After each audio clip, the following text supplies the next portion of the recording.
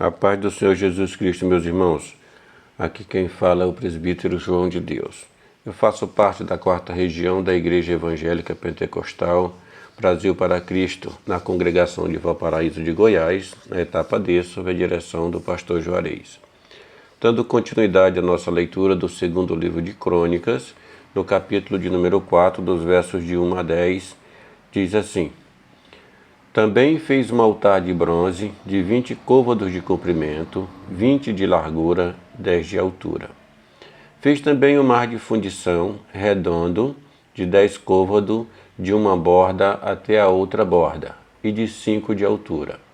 E um fio de 30 côvados era a medida da sua circunferência. Por baixo da sua borda, em redor, havia figuras de colossíntidas, 10 de cada côvado. Estava em sua fileiras fundida quando se fundiu o mar. Assentava-se o mar sobre 12 bois. 3 olhavam para o norte, 3 para o ocidente, 3 para o sul e 3 para o oriente. O mar apoiava-se sobre eles, cujas partes posteriores convergiam para dentro. A grossura dele era de 4 dedos e a sua borda como borda de copo, como flor de lírios, comportava 3.000 batos. Também fez 10 pias e pôs 5 à direita e 5 à esquerda, para lavarem nela o que pertencia ao holocausto.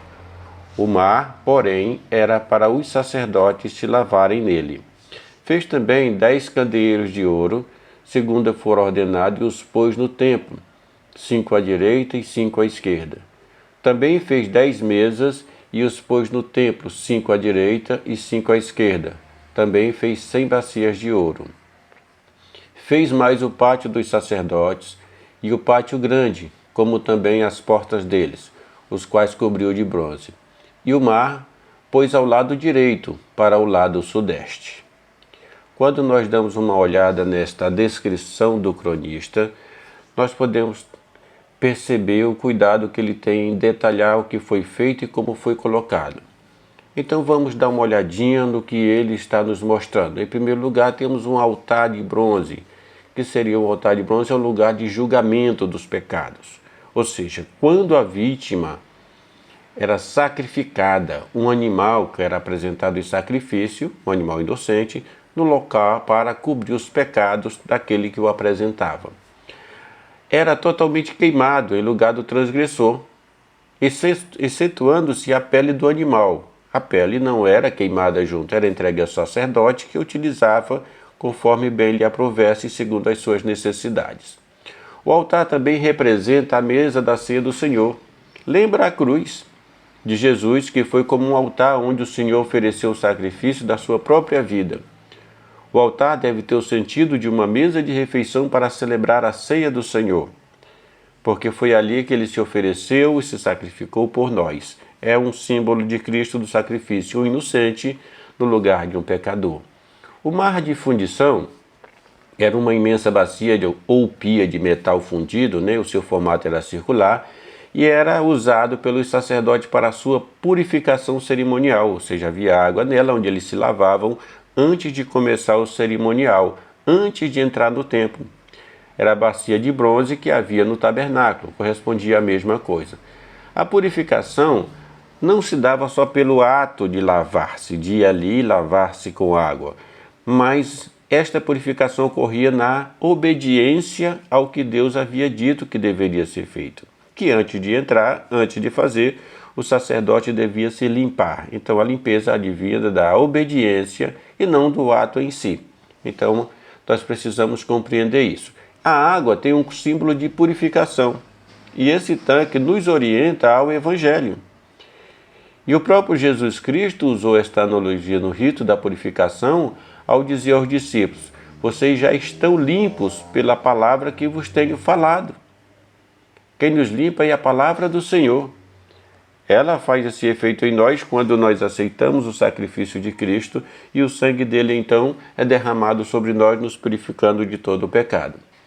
Sobre os 12 bois, nós podemos perceber que é um símbolo de resistência e força, E a pia com água sobre ele nos aponta para o Evangelho. Observe que os bois estão direcionado dos pontos cardinais, os 4 pontos, e a palavra do Evangelho que sai de Jerusalém para os 4 cantos do mundo, ou seja, ele é espalhado por toda a terra.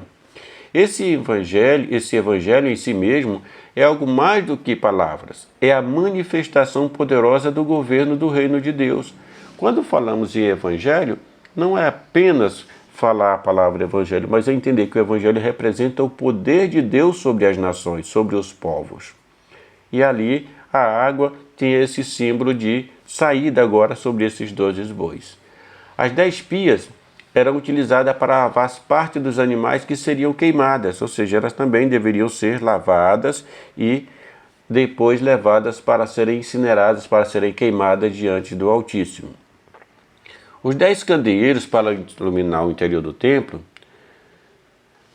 faz trazer todas essas coisas que serão vistas, ou seja, tem que estar claro, ou seja, nada fica oculto no templo de Deus. E hoje nós somos o templo do Espírito Santo. Então nada ficará oculto. O nosso corpo precisa ser a morada do Espírito Santo de Deus e nada pode ficar escondido, porque Ele é quem revela todas as coisas. João 8,12 nos diz assim: falou-lhes, pois, outra vez Jesus, dizendo: eu sou a luz do mundo.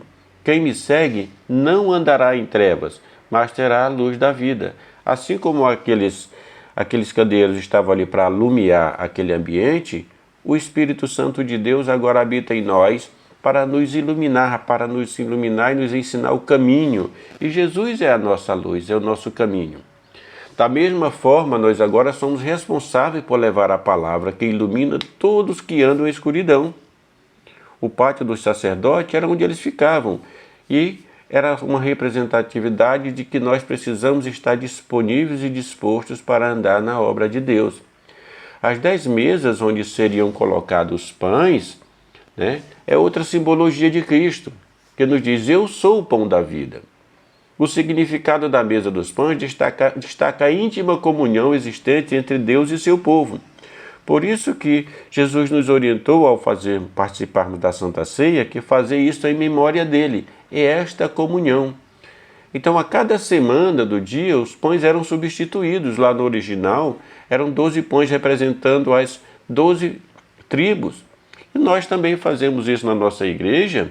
Mensalmente, nós temos a Santa Ceia, que é a íntima comunhão do povo de Deus com o seu Senhor, relembrando o sacrifício que ele fez por nós, para não nos esquecermos dos benefícios que ele nos tem dado.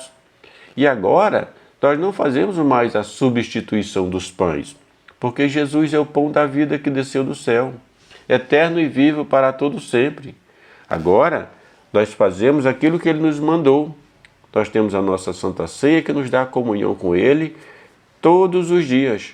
E é por isso que nós damos graças a ele pelo seu sacrifício, porque ele entregou a sua vida por nós. E hoje nós temos acesso direto ao Pai e podemos clamar a sua misericórdia em nome do Senhor Jesus. Que a graça e o amor de Deus sejam sobre você e a sua casa. Resplandeça a justiça e a misericórdia de Deus sobre ti e a tua descendência. Fique na paz do Senhor Jesus Cristo e até o nosso próximo encontro, se Deus nos permitir. Que a mão do Senhor esteja sobre ti e a tua casa. Amém.